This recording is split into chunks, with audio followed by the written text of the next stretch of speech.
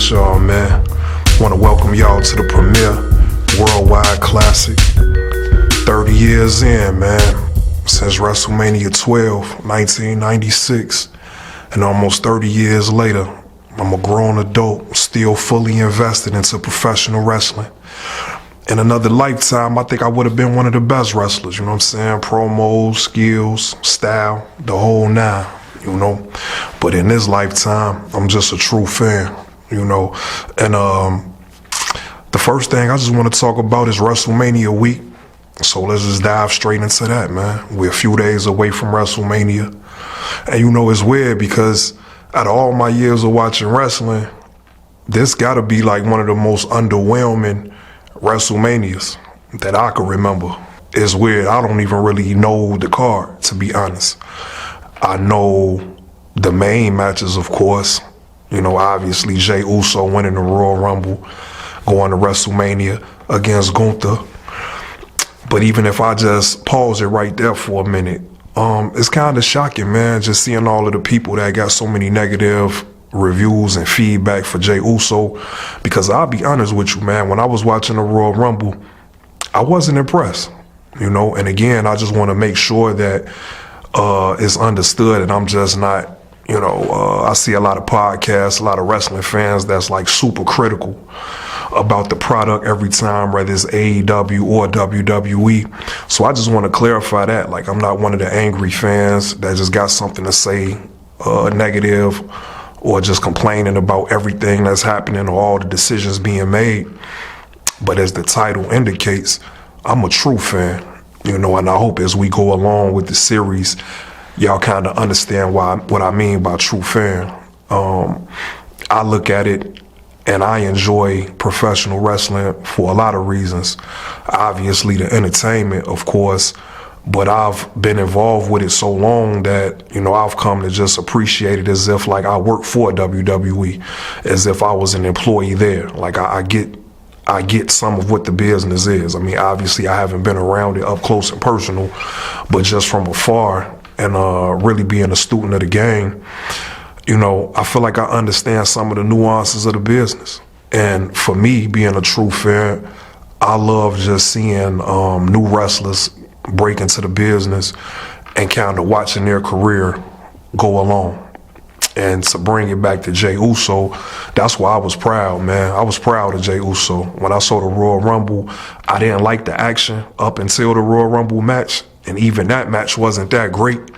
But when it got down to the last few people, and then it got down to the last two, and it was Jey Uso and John Cena. I was like, man, I'm like, this ain't about to happen. You know what I mean? I'm like, they playing with my emotions, man, because the whole night was kind of whack. But I said to myself, I'm like, man, if Jey Uso win the Royal Rumble by a miracle, then I'm gonna just shut up.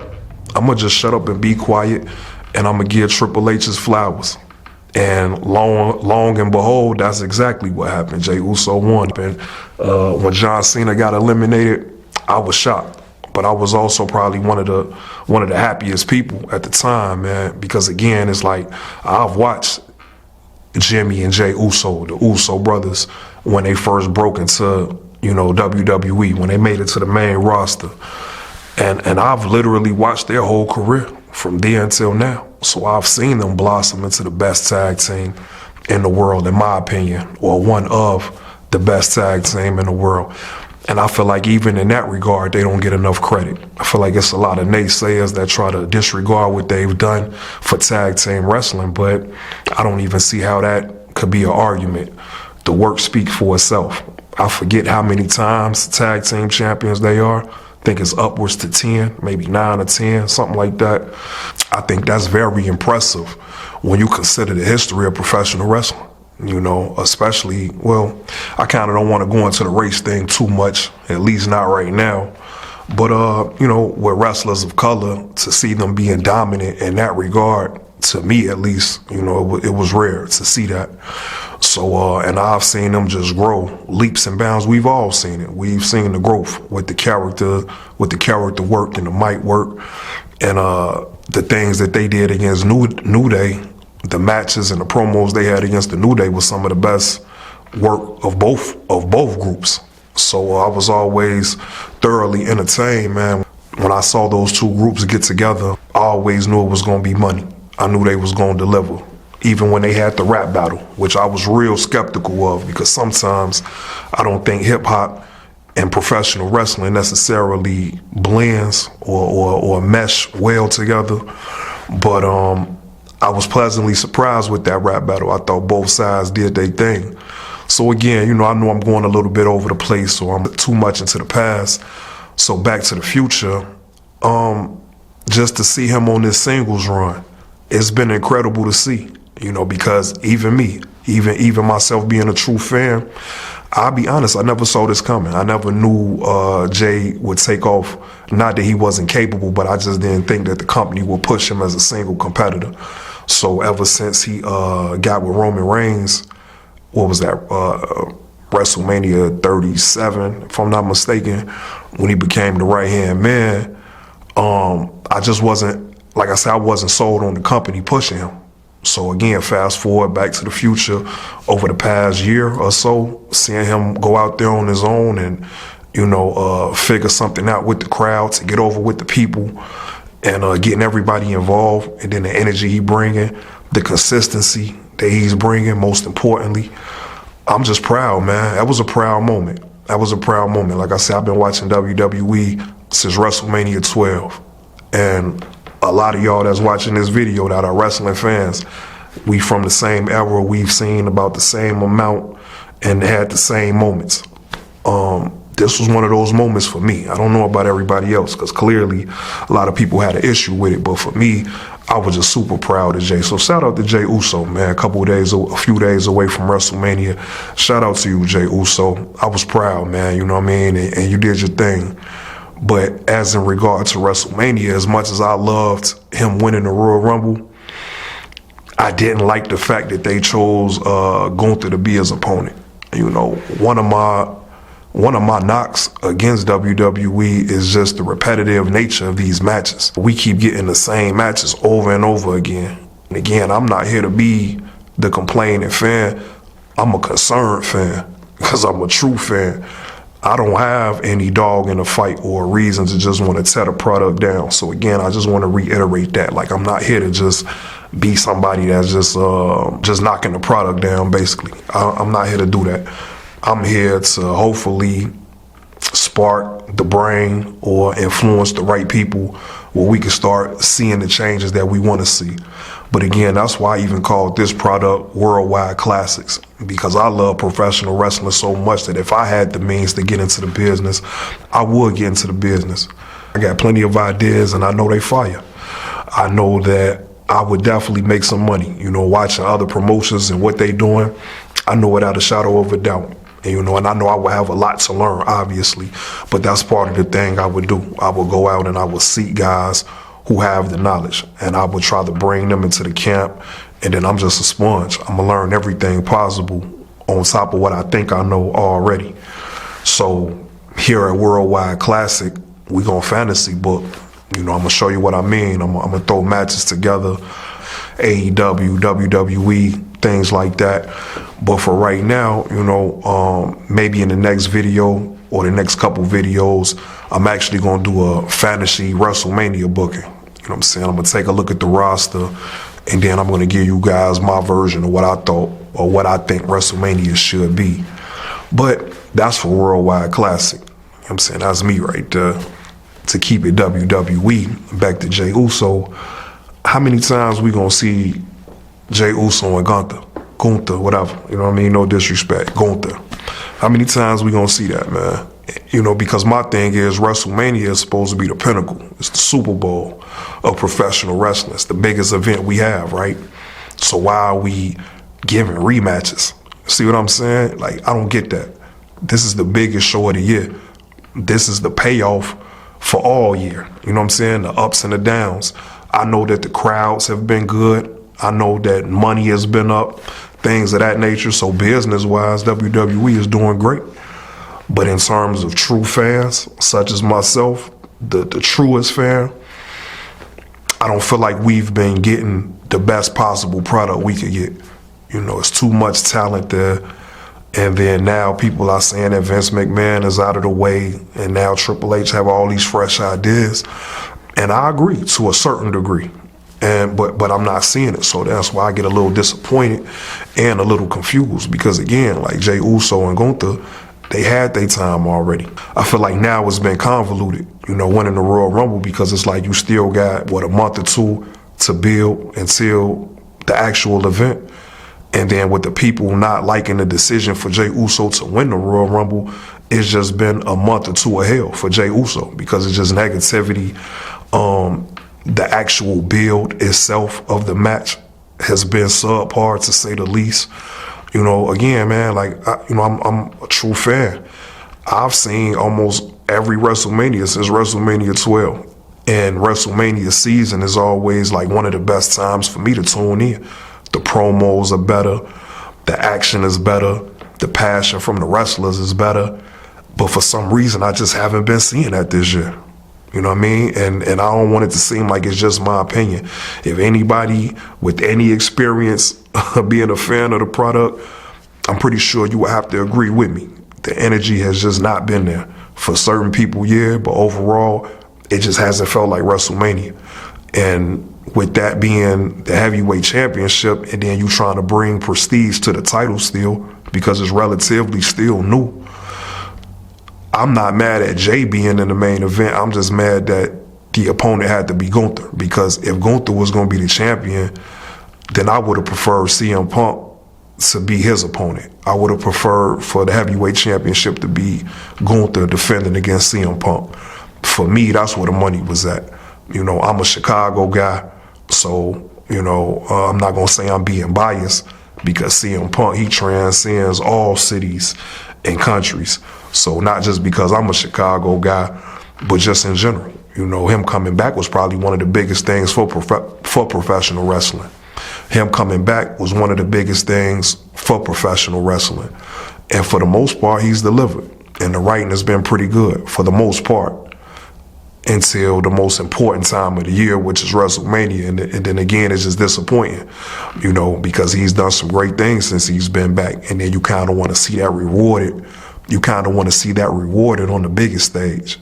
But unfortunately, and we'll get into his segment a little bit later, he's not in that prominent spot to me that he should have been, like, in that title match with Gunther.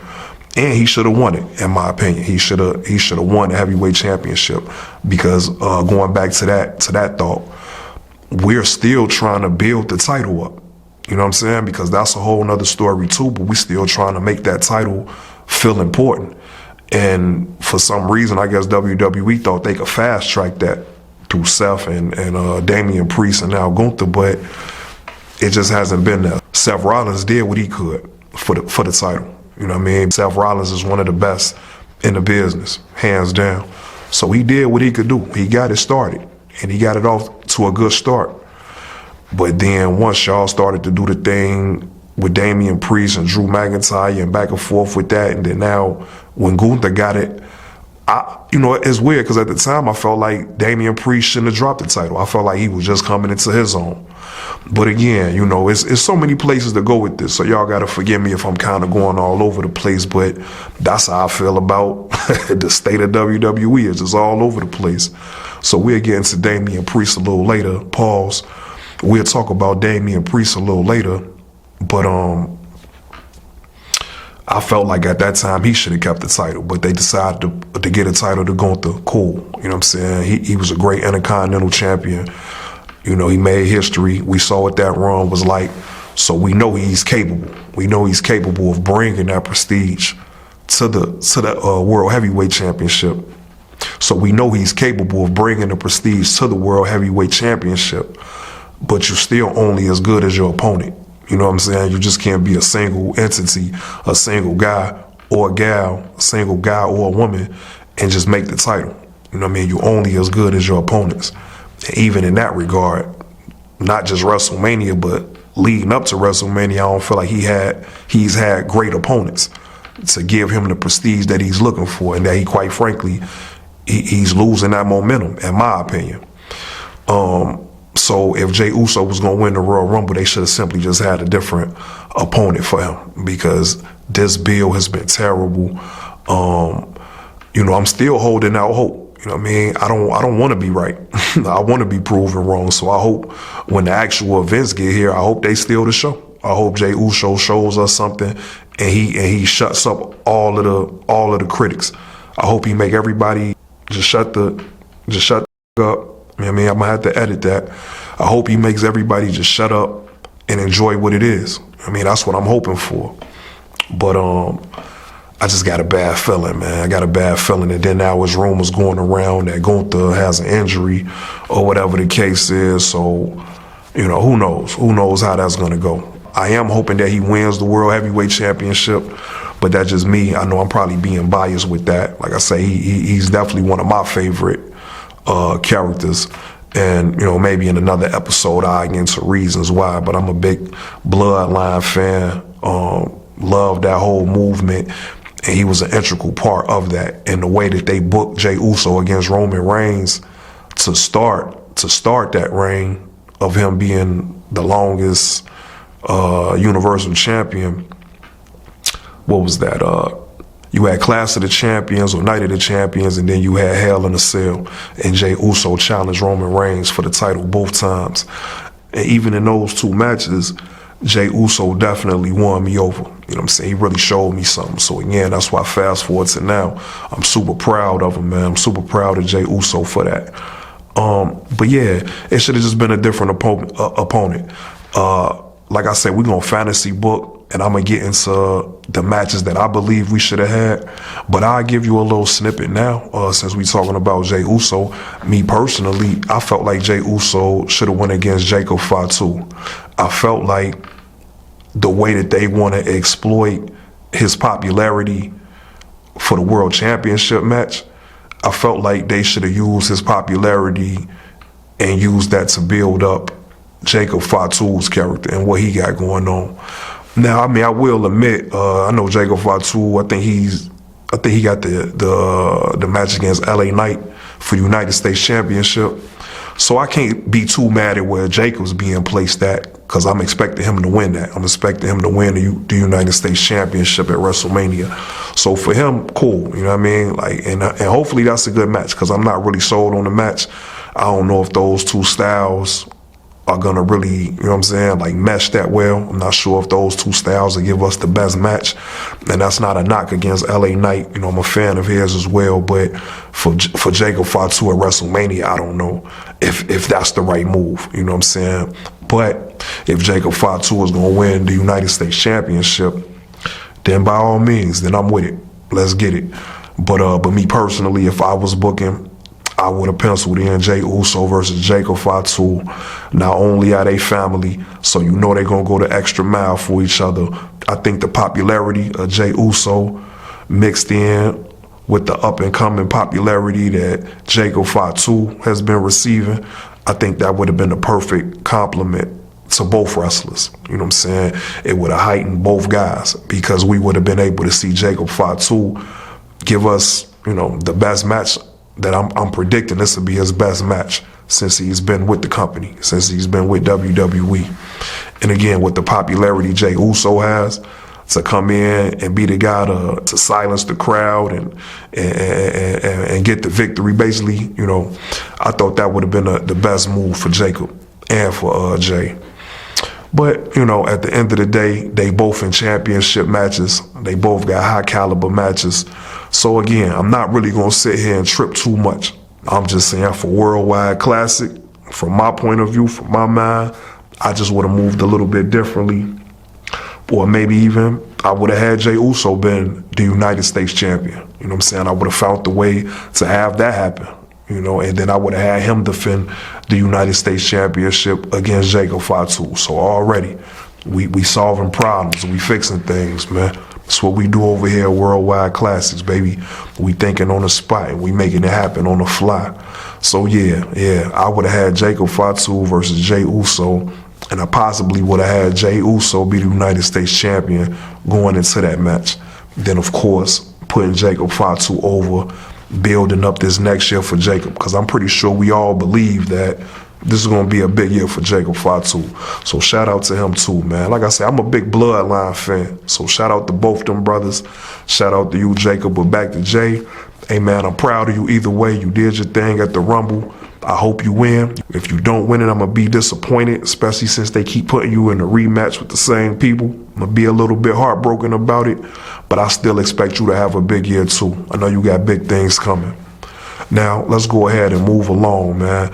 Let's move along to, I guess, the night one main event, the triple threat match with Roman Reigns, Seth Rollins, CM Punk.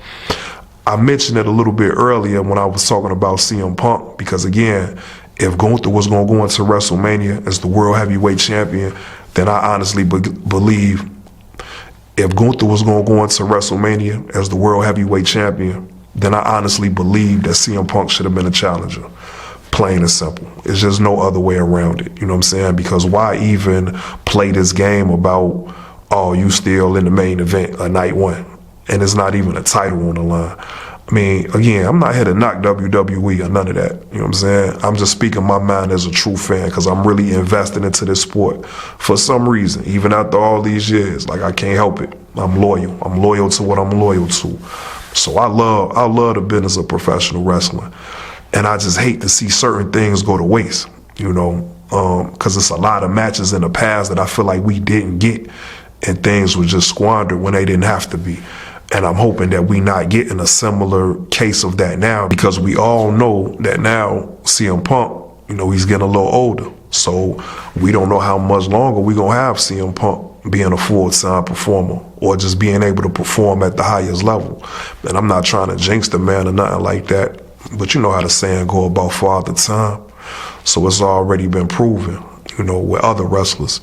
So for me, I just want to be able to see him be able to win a championship on the big stage and in the main event. That's just been my dream. Like I know it's been his dream, you know. So to try to play this game about, oh, you in the main event in this triple threat match that, quite frankly, I just don't want. I'm just going to be honest. Like, I just don't want it. And I'm pretty sure the people at WWE don't care what I want, and that's cool.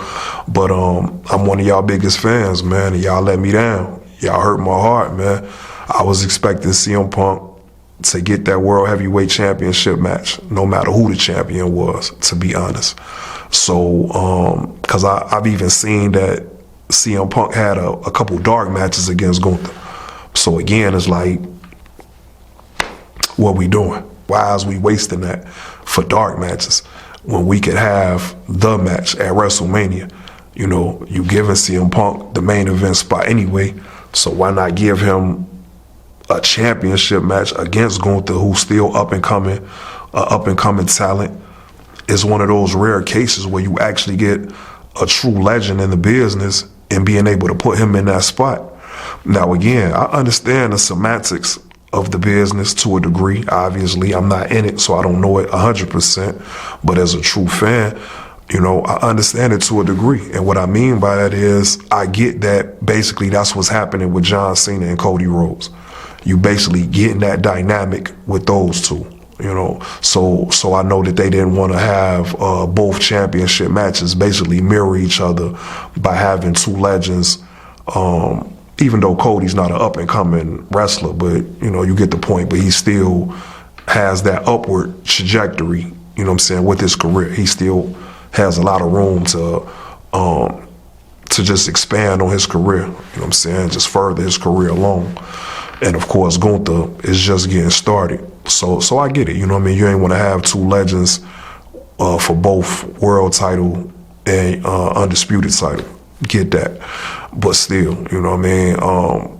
At what point are we going to be worrying about the wrong things? Like, how much are we going to keep worrying about the wrong things? Because in my opinion, that would be the wrong thing to think about if that's what they thought. If they were worrying about putting two veterans or two legends in both title matches. It just shouldn't have mattered. You know what I'm saying? It just shouldn't have mattered.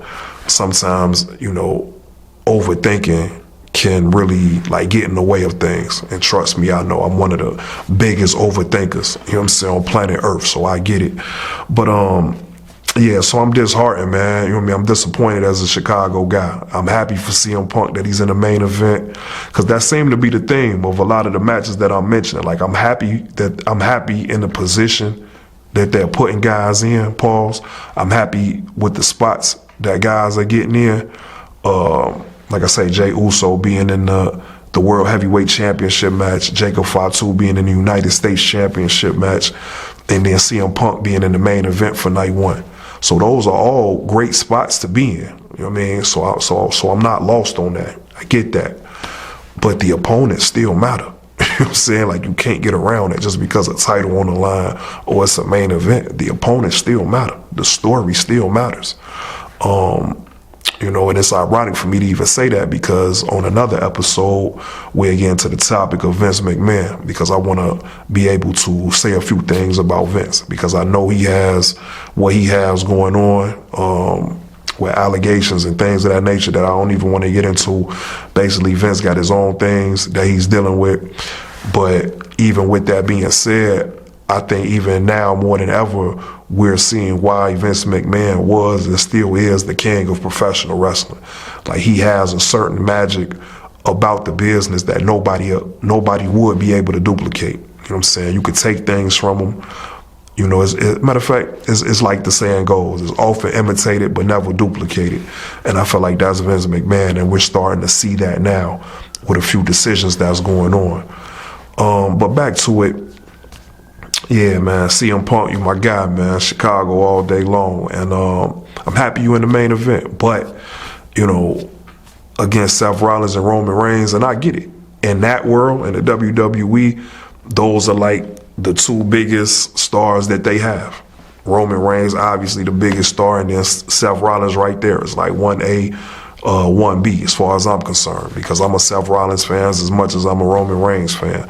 I'm a Shield guy, personally, but again, certain subjects is for a later date. But I'm a Shield guy, you know what I'm saying? Shout out to John Moxley, aka Dean Ambrose, which was really my guy when the Shield was together. That was my guy right there, Dean Ambrose. But I'm a fan of all three of the guys. That's my group right there. So I've been following their career ever since the Shield. You know what I'm saying? They've been my guys. So again, I'm not saying what I'm saying lightly. Those are my guys, Roman Reigns and Seth Rollins. But it still don't negate from the fact that I don't think that was the best match for CM Punk to be in. Just like I'm saying with Jey Uso and Gunther, didn't we just see Seth Rollins and CM Punk have a match not too long ago? 2 matches, right? They did the Netflix debut, and then they did a steel cage match or something, right? When Roman Reigns returned. Because since Netflix, I haven't really been watching it. I will be honest. You know what I'm saying? And not because I'm busy and this, that, and the third. It's because it's been lackluster. You know what I mean? And I've been disappointed by that. You feel me? I don't know what's going on. So I felt like they gave away a match with that. Because even if you wanted to go that route, we could have did Seth Rollins versus CM Punk at WrestleMania, like it was rumored to be last year before CM Punk got hurt. So we could have just ran that. We didn't have to give the people 2 matches. They were great matches, but it's like, for what? We wasted it, man. Then you gonna put them in a match essentially with Seth Rollins again at WrestleMania. You just adding Roman Reigns. I mean, that's what I'm saying. Because I saw something that Triple H made a comment where he say, like, the internet, he doesn't worry about it because it's not real and it's just complaining. And I get it, because I see it too. Some guys do just get on here and complain and this, that, and the third. But I'm disappointed. You know what I mean? It's like when you got a parent and they, you know what I'm saying, they not mad at you, they disappointed. And that hurts you more, somebody being disappointed in you. I'm just disappointed, man, because I had high hopes for the new regime. You know what I'm saying? Triple H got off to a good start with certain things. He was giving the people what they want. But to see how certain things is turning out when it really counts, like WrestleMania really counts, man. You could drop the ball with certain things like the Royal Rumble, because I felt like the ball was dropped at the Royal Rumble, but I still, you know, gave that a pass because WrestleMania is the one. That's when we get it right. But we didn't get it right. We didn't get it right at all. We got on some left field. We went left field with it instead of getting right. Instead of getting right, we went way left field with a lot of matches. So you got CM Punk against Seth Rollins and Roman Reigns in the main event. And again, it's just like, what are we doing? Because even with Seth Rollins and Roman Reigns, I was under the belief, me personally, or maybe that's just a worldwide classic thing, my own fantasy promotion, you know what I mean? My fantasy promotion. Maybe that's just my mindset, but I felt like since we've already waited this long to see Roman Reigns and Seth Rollins have a match against each other at WrestleMania, I felt like we should have waited until it was like later in their career, which is later in their career now, but you know what I mean? A few more years when they're really getting ready to wind it down. And then we should just have that ultimate showdown for the Undisputed Championship. You know what I'm saying? We can't even bring the World Heavyweight Championship into this. We got to have the A title, the main title, and you got to have them main evented. They have the main event night 2 for the Undisputed Championship. That way, for once and for all, we can see who's the best between the two. Because Ambrose is gone. Jon Moxley is gone. So in this world with WWE, you just got Seth Rollins and you got Roman Reigns. So we should have waited 3, maybe 4 years, maybe even 5, depending on how their career is going to turn out. But we should have waited and they should have got the main event that they deserve. You know what I mean? Again, I understand what they're trying to do with the night 1 main event. But again, I'm a true fan. Let's stop it. You know what I mean? There's only one main event. The main event is the match the last match of the entire show. You know what I mean? That's what the main event is. Just because you add an extra day to the event, y'all doing it, you can do what you want to do. But in my opinion, there's no way you could just add a night and then just try to automatically add 2 main events. WrestleMania is 1 main event, and that's the match that closes the entire show, Sunday night. And we should have got Seth Rollins versus Roman Reigns for the Undisputed Championship, main event of night 2 at a later WrestleMania. We should never even let them see each other at WrestleMania until it was time to end it, until it was time to wind it down and figure out who was the greatest, who was the best between this generation's top stars, which are those 2 guys, hands down. But instead, we getting them in a match against each other with CM Punk with no title in sight. It's funny, I'm just laughing because they've incorporated Paul Heyman into the mix as if he's like the championship for this. Like he's the he's the X Factor. He's the what did he call Sami Zayn? He said Sami Zayn was the word on the tip of my tongue, but I can't get it out. You know what I'm saying? The catalyst. That's the word. He said that in the Bloodline saga, when they introduced Sami Zayn into it, that you needed a catalyst. You know, Paul Heyman said this. And they're using him as a catalyst for this unnecessary triple threat match that we getting. Who he gonna be loyal to, this, that, and third. And it's just like, man, okay, it's cool, man. Like I say, I'm happy for Punk because I get it. I understand why they're doing certain things for CM Punk. You know, making that a main event for CM Punk and then doing this thing about the favor so Paul Heyman could accompany CM Punk to the ring. And I like that too because they're really, you know, friends in real life, really best friends from what I've seen and heard from both guys.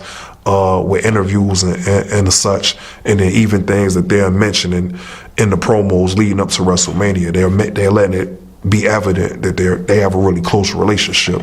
So I get what they're trying to do for CM Punk. You know what I mean? They want CM Punk to be able to live his dream, which is come out with his best friend. You know what I mean? These are things that they dreamed about, that they talked about. So it's a full circle moment for both guys, CM Punk and Paul Heyman. So again, I'm happy, man. I'm happy for those things. But overall, the match, we could have went better than that. You know what I'm saying? We could have just kept it. Like I say, we should have never gave away Seth Rollins and CM Punk for free. The same way y'all don't like to give away title matches on Monday Night Raw. Certain matches we shouldn't get on Monday Night Raw. And that was one of them. We should have saved that for WrestleMania. Then it really could have got the acclaim that it deserved. Because again, I'm a true fan, so when I think of WrestleMania and the history, I think of certain matches and they just go down in the lore of WrestleMania. You know what I mean? The folklore, if you will. I could give you an example. I could give you examples all day. Kurt Angle versus Shawn Michaels. Eddie Guerrero versus Kurt Angle. Obviously, the TLC match from WrestleMania 17. Randy Orton versus The Undertaker at WrestleMania 21.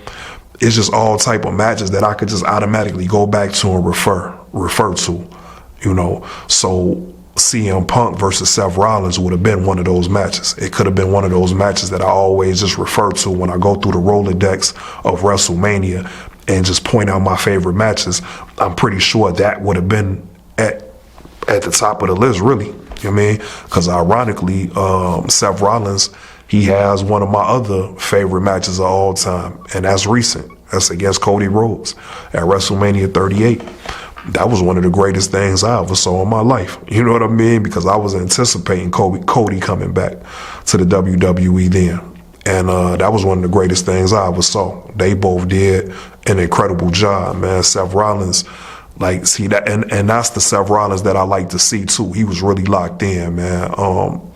And then everything with Cody. That's why Cody is in the spot that he's in now, because since he's returned, he has everything. You know what I'm saying? The music, the charisma, the promos, the in-ring work, you name it. So, you know, not to get away from the main topic, but yeah, I'm just showing and reiterating not only me being a true fan, but just the point I'm trying to make, man. Like, this triple threat match can be great. It might be great. And I hope it is. I hope I'm wrong. I hope this becomes one of those matches that I could go back to and look to and say, damn, this is one of the greatest matches from WrestleMania history.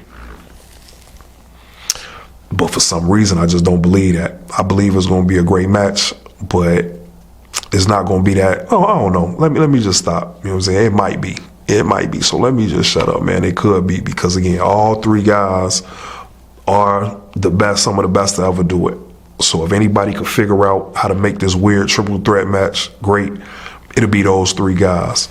So I'm hoping for the best, fellas. But I would have loved to see, and then now the Roman Reigns, because I spoke on CM Punk, spoke on Seth Rollins, and now to speak on Roman Reigns, I would have loved to see Roman Reigns just in an entirely different situation. You know, I would have loved to just see him go against an up-and-coming talent. You know, not to say like a rookie or anything, but just somebody that's just on their way up, somebody that has a little momentum already, because this will be the first time that we seeing Roman Reigns at WrestleMania without the title for a few years now. So, you know, things like that I focus in on, because it's almost like, for me personally, let's see what Roman Reigns could do now that he doesn't have the title on him. You know what I'm saying? Let's see him bring a different talent up. Let's see him add some stock to a wrestler that's on their way up already. You know what I mean? Just like if Jacob Fatu was in the business a little bit longer, was in WWE a little bit longer, I would have loved to have seen that match, Roman Reigns versus Jacob Fatu. But this being Jacob's first WrestleMania, I completely get it. You know, you want to kind of let him build his resume up a little bit before you go down that road. That way they can have the perfect momentum on both sides. You know what I'm saying? The fans are already behind Jacob Fatu, but in a few years, he could be one of, if not the top star in the WWE. So I completely understand us not getting that now, but something like that. I would have loved to see something in that vein, that Roman Reigns had a match with somebody of that caliber. And I know that's kind of hard to do, because Jacob Fatu is unique and original, and you're not going to find too many wrestlers like that. So it's hard to do that. But again, that's why y'all say over there at WWE that y'all the professionals, we the marks, we the fans. So, you know, that would have been for y'all to figure out exactly what wrestler. But when we do the fantasy booking for Worldwide Classic by the end of the week, like I say, I'm gonna give us a different set of matches, a different card, and then I'll show who I think Roman Reigns should have had the match with. But this just wasn't it, though. You know what I'm saying? We've already seen him against Rollins too. We haven't seen him against Punk. So even if we went that route, we could have eliminated Seth Rollins and just found out a way to build the story around Roman Reigns and CM Punk. But really, when you look at it with the favor and everything, and even how that started at Survivor Series, now that I'm just thinking off the top of my head, the story was already there. The work was already done. It wasn't even no point of leaving Seth Rollins in that. If y'all went the route that y'all went with the favor, and then Seth Rollins versus CM Punk on Monday Night Raw 2 times, then what was even the point of adding him into Seth Rollins, that is? What was even the point of adding him into the mix? We should have just pivoted and went straight into what y'all doing with the Paul Heyman situation. And it should have just been Roman Reigns and CM Punk. Wasn't even a point of introducing the third party to that. Because that actually has been the highlight of that feud, is Paul Heyman's involvement with it as the catalyst of this situation. So me personally, I would have just loved to see a one-on-one match with CM Punk and Roman Reigns if we had to go this route. If we had to go with those 3 guys, then I just would have removed Seth Rollins from the situation. Because like I said earlier, we already know Seth Rollins is one of the best to do it. So if you could have literally put him in a match with anybody, you know what I'm saying? Like literally.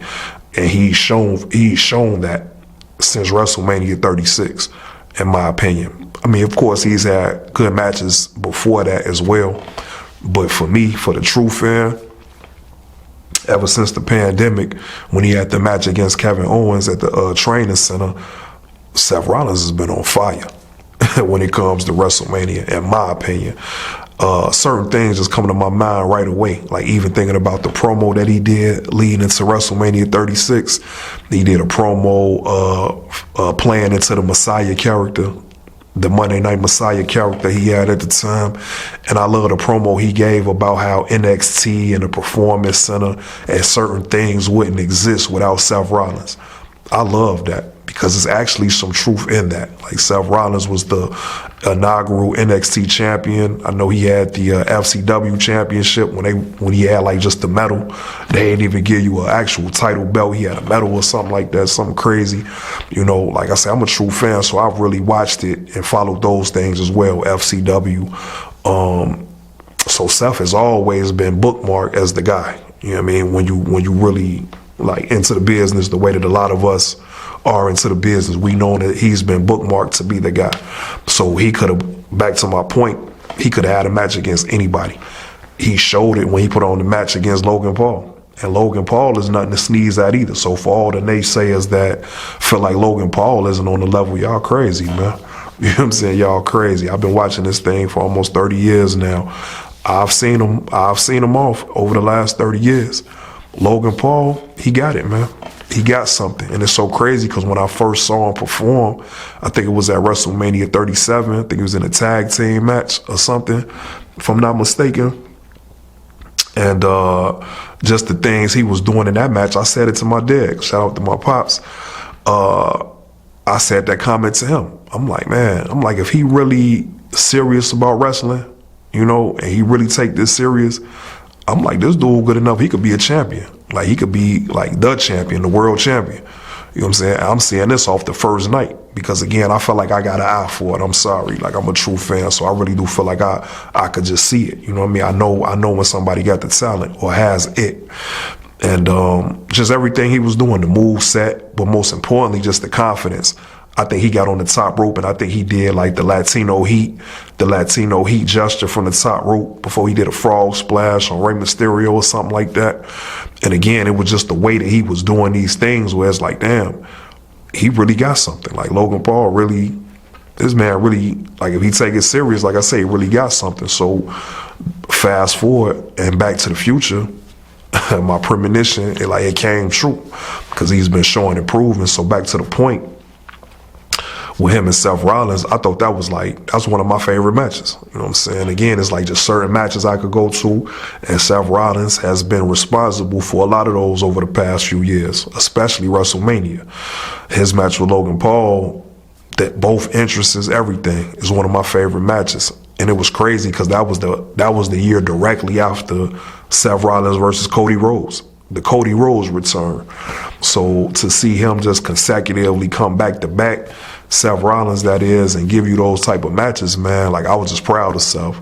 So I thought coming into this year, after last year's WrestleMania, I just knew he was going to get a special match. Because me personally, it wasn't a bad match with him and Drew McIntyre, but it just wasn't like the type of match that I've been accustomed to.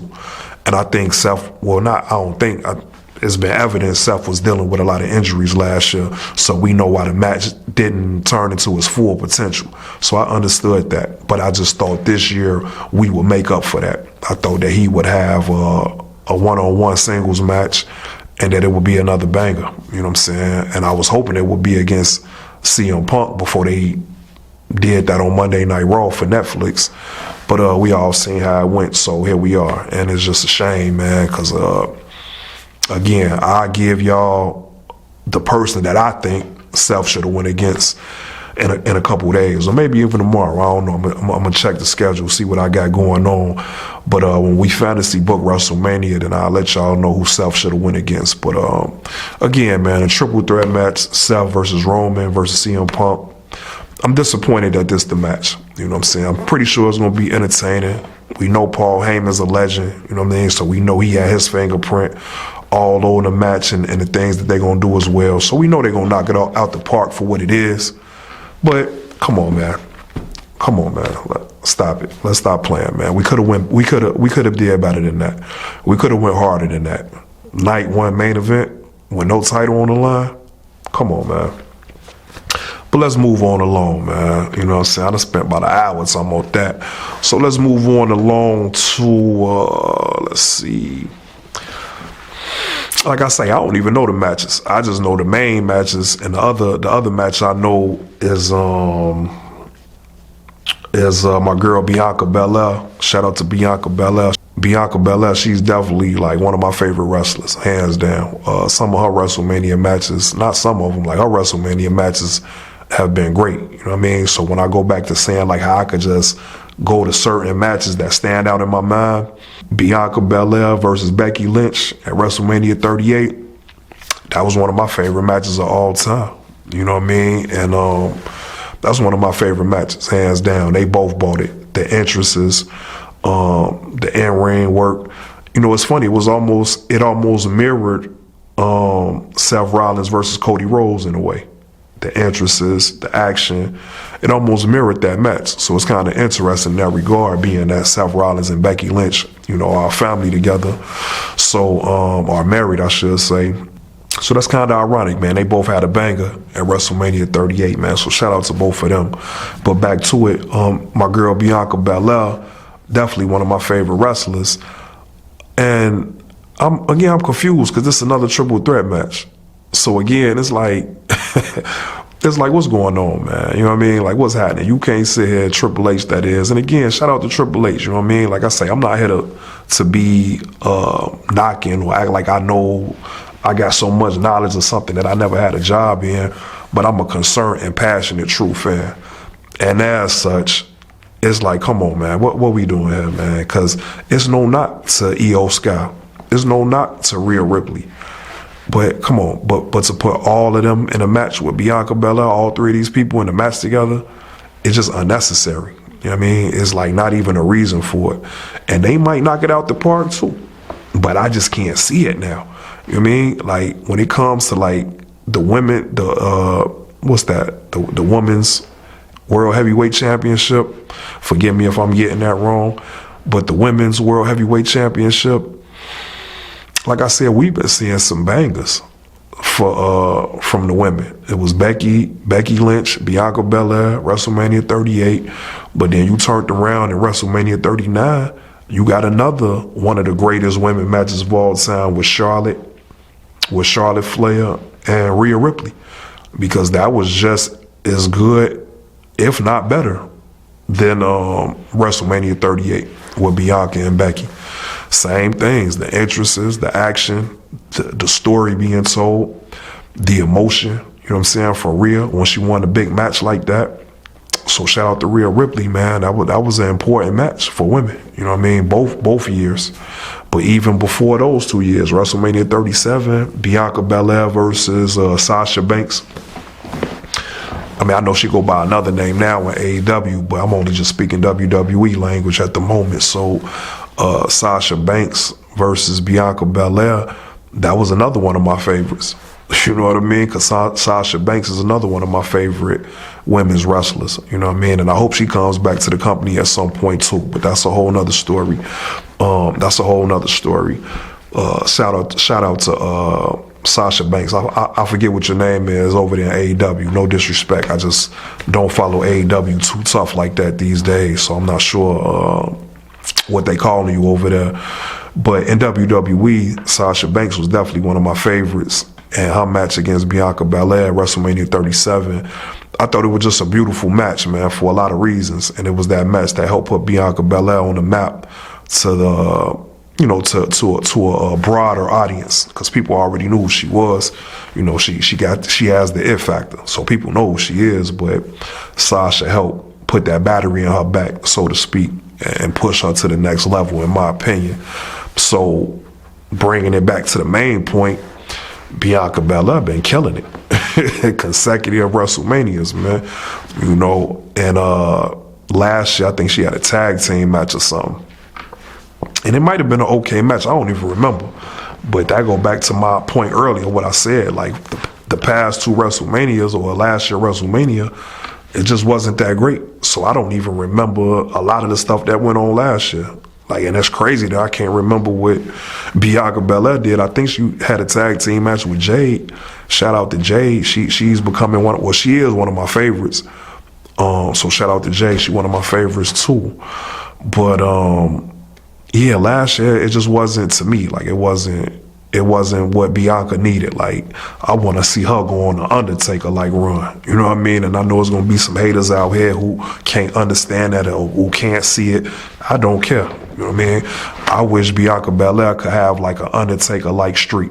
You know what I mean? Not no tag team matches, not triple threats, just pure single matches, making history. You know what I mean? It could be a triple threat match if the match is right. You feel me? If it's the right athletes involved in it, you know. And not to say that these not the right athletes, but styles matter. Styles matter, because going to Rhea Ripley, who's a participant in the match, I felt like we saw how much styles matter when she had her WrestleMania match against who was that? Asuka. I think I forgot what WrestleMania that was.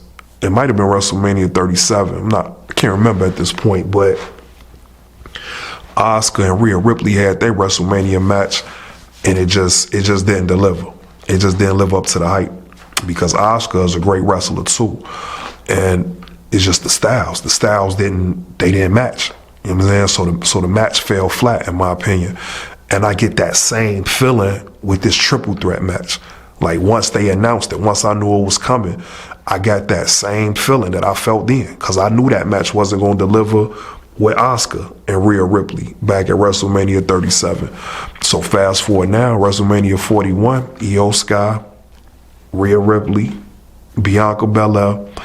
I get that same feeling, and I don't like it. You know what I'm saying? I don't like it. I know all three women are super talented, and they gonna do what they can. But I just felt like this wasn't the match. What they should have did was just got rid of Io Sky. And that's no disrespect to Io Sky. I'm pretty sure they could have found another opponent for her, and they would have put on a classic as well, the right opponent. But to throw her into this match, you know, to me it's just weird, because Rhea Ripley and Bianca Belair, that really was supposed to be the Women's World Heavyweight Championship match.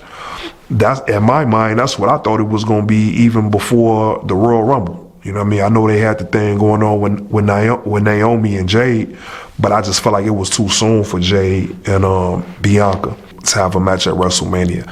It's kind of like that Roman Reigns, Jacob Fatu problem. Like, I would have loved to seen that match this year at WrestleMania, but it's just too soon. You know what I'm saying? Sometimes, you know, you need to have an athlete develop, you know what I mean, before you really give us the money match.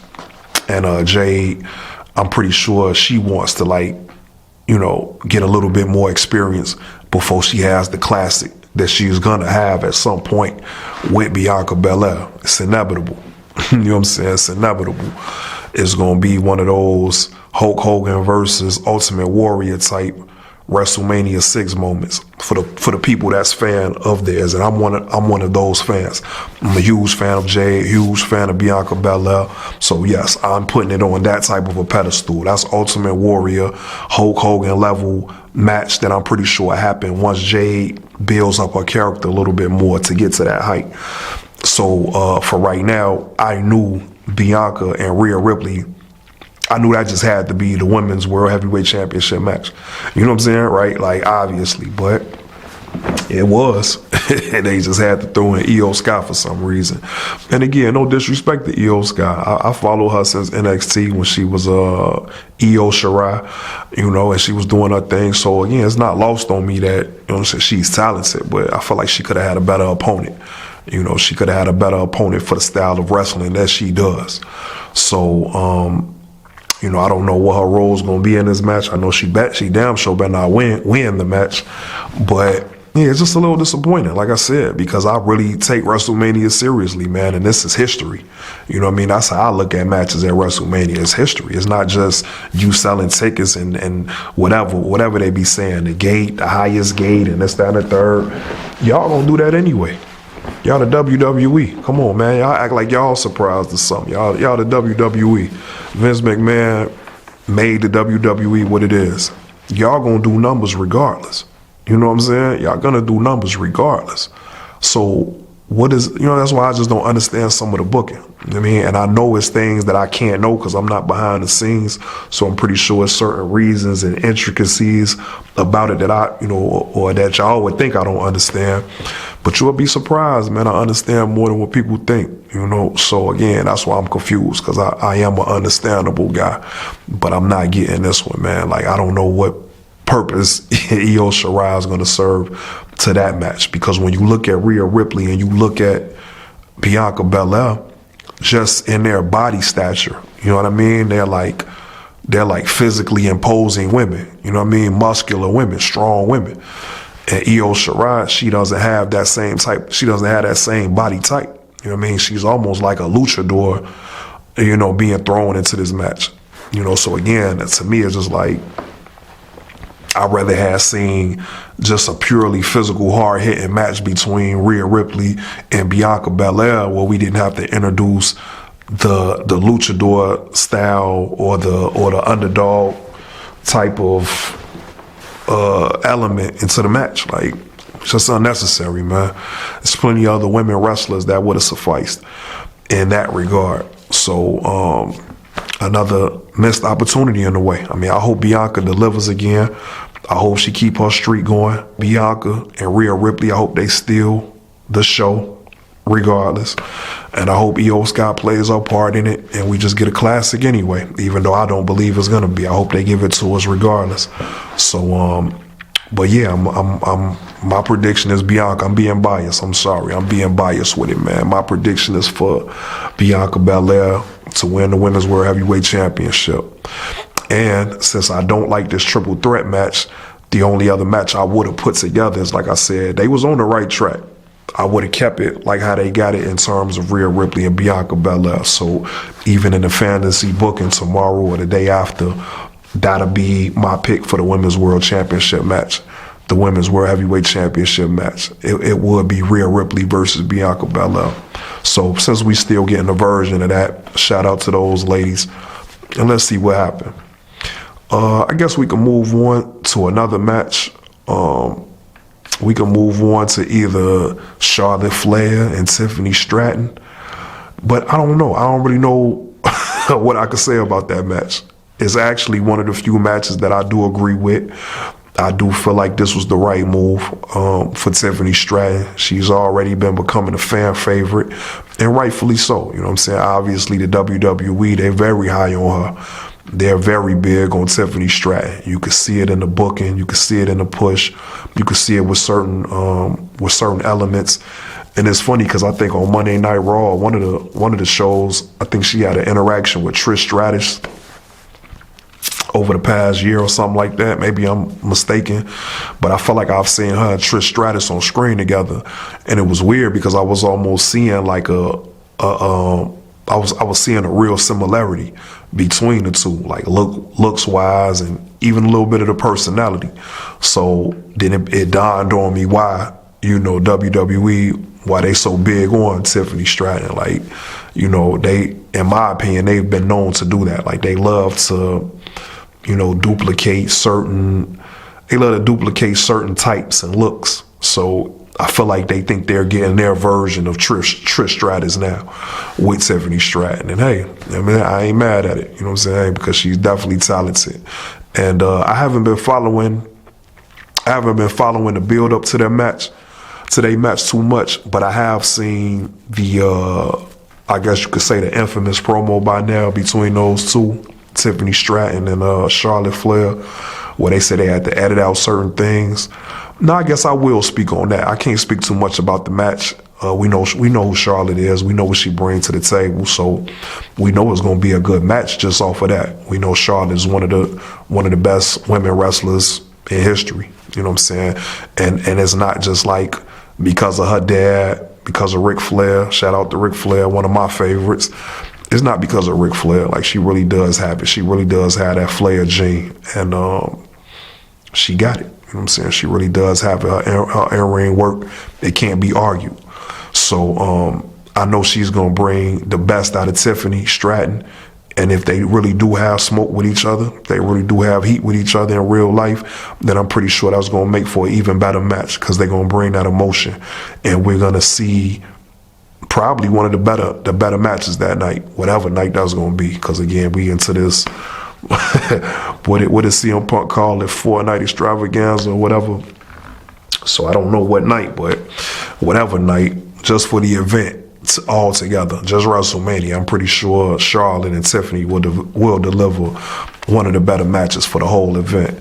So shout out to both those ladies, and shout out to Tiffany Stratton. I hope she retains the title, because if Charlotte wins, we riot, man. Nah, let me stop. But I seen a lot of people been on dummy with Charlotte, you know what I'm saying? And maybe a little bit of that is just, but I think y'all being too hard on Charlotte, man. It ain't Charlotte. Charlotte not booking herself. Charlotte don't got the pen. She not booking herself in these matches. Y'all need to be mad at the booker, the bookers, whoever keep booking her to make her be a 25-time champion. You know what I'm saying? Like, that's on them.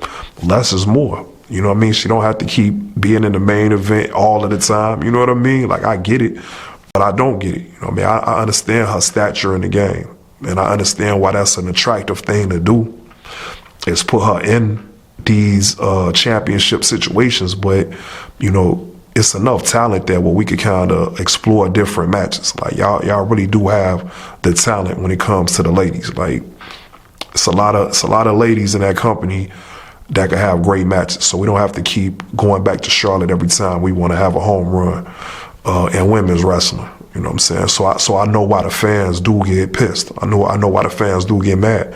And that's why she getting that heat that she's getting from the crowd. You know what I mean? Like, and you could tell that it's making her uncomfortable. You know what I mean? Like, so it's even that thing. It's like the company is booking her into a corner, because you clearly could see that Charlotte, like, she's getting uncomfortable with the heat from the crowd. You know what I'm saying? Even though it shouldn't bother her, you know what I mean? She should embrace the heel persona, whatever y'all want to say. She should embrace being the villain.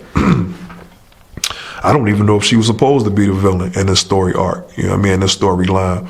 I don't know if she was supposed to be the villain in this dynamic. Like I said, I haven't been following it, so I'm not sure. Cause I thought Tiffany Stratton was a heel. So, I don't know, but clearly the fans in the crowd has made Tiffany Stratton the baby face here. So shout out to Tiffany Stratton. I hope she retains the title. You know what I mean? I feel like it's only right. Because why? Like, why you even need it, Charlotte? You know what I mean? Like, why? And again, it's not your fault. You not doing it. That's the booker. That's the guy with the pencil, as Jim Ross would put it. The guy with the pencil, the booker. Shout out to Jim Ross, too. One of my favorites. You know what I'm saying? If not the best commentator of all time. And I'm pretty sure a lot of people from my generation that grew up during that era would agree. Jim Ross, Jerry Lawler, probably the greatest announced duel in wrestling history. But again, who am I? I'm only speaking from my generation. But anyway, That's the Booker's fault about Charlotte. So y'all don't be too mad at Charlotte. You know what I mean? Like, again, the guy who controls the pencil, that's the guy y'all need to be looking at when it comes to Charlotte's booking. I felt like, just like I alluded to with Roman Reigns earlier, I felt like Charlotte should just be used to elevate other talent that doesn't have anything to do with the title picture. Basically, Roman Reigns and Charlotte should be having matches with wrestlers who are gonna be getting into the title scene soon, if that make any sense. Like the future talent that will be getting into these big high profile matches. I feel like Charlotte should just be getting those type of people ready. You know what I mean? But here I'm not mad, because I guess you could argue the fact that is Tiffany Stratton. She is that up and coming talent. It's just that she has the title already. So again, that's why it's kind of weird, because the last time that happened was pandemic WrestleMania 36, when Charlotte took the title she took the NXT title from Rhea Ripley. And even then, I just didn't get it then either. You know what I mean? Because it's like it took Rhea Ripley a minute to kind of recover from that. You know, I don't want to say recover like she was just all the way out of the game, but I'm pretty sure she would even attest to that herself. Like, it took a while to get her back on the right path for her to be the star that she's become now. And I just don't want to see that happen to Tiffany Stratton. You know what I mean? Because I feel like if Charlotte wins and wins that title, that's exactly what could happen. You know what I mean? Like, you know, us as fans, we sit back at home and we think these things are just easy, or we think it's sweet. You know, these are people's lives, man. It's their livelihood. And you will be surprised at the things that can knock your confidence down. You know what I mean? Like, and I'm pretty sure a lot of wrestlers have experienced that at different times and points in their career. So it'd be a shame to see Tiffany Stratton, you know, suffer a setback like that when she has all the momentum in the world right now. So again, hoping Tiffany Stratton takes that W. But we'll see, man. This is a suspect WrestleMania, experimental WrestleMania. So we gonna see how that pans out. But right now, I think we're gonna take a small break. So we'll be back. Worldwide Classics, baby.